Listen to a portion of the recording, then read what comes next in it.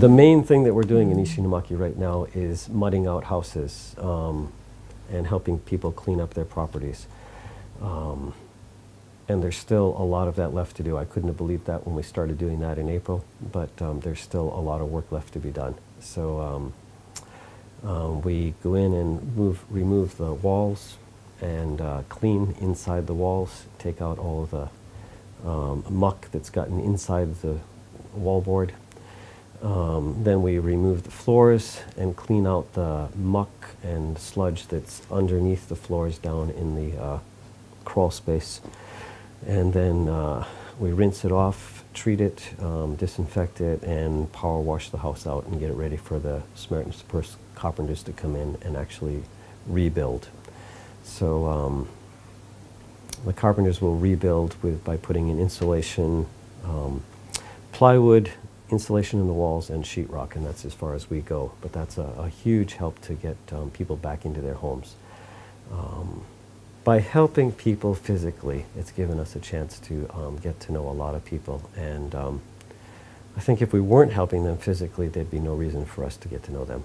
So we've made many, many friends in the Ishinomaki, in the Shintate and Urayashiki area, and also now we've spread even further. So we're probably running close to a 4-kilometer stretch of people, houses that we're helping. All of these houses actually, at this point, we're almost 9 months into it and we're still mudding out houses, and we still have people waiting or asking us for help, which to me is just unbelievable. But unless you get the walls opened and you get the floors opened up, even then, now at this point, most of the houses have mold.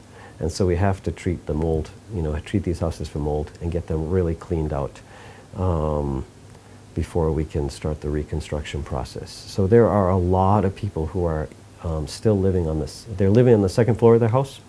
They have no kitchen. The first floor is completely destroyed. And or they're living in a temporary housing, very, very small apartments that the government has built, and their living conditions are really tough, and they're waiting to get back into their own houses.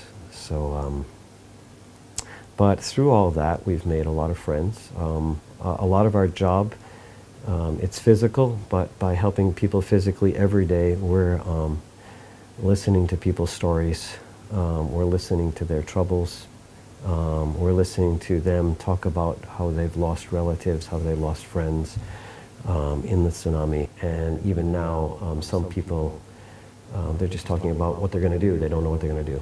So every day, there are opportunities to listen to people and pray with people. So we just tell volunteers that come, if somebody wants to talk, drop your tools and listen.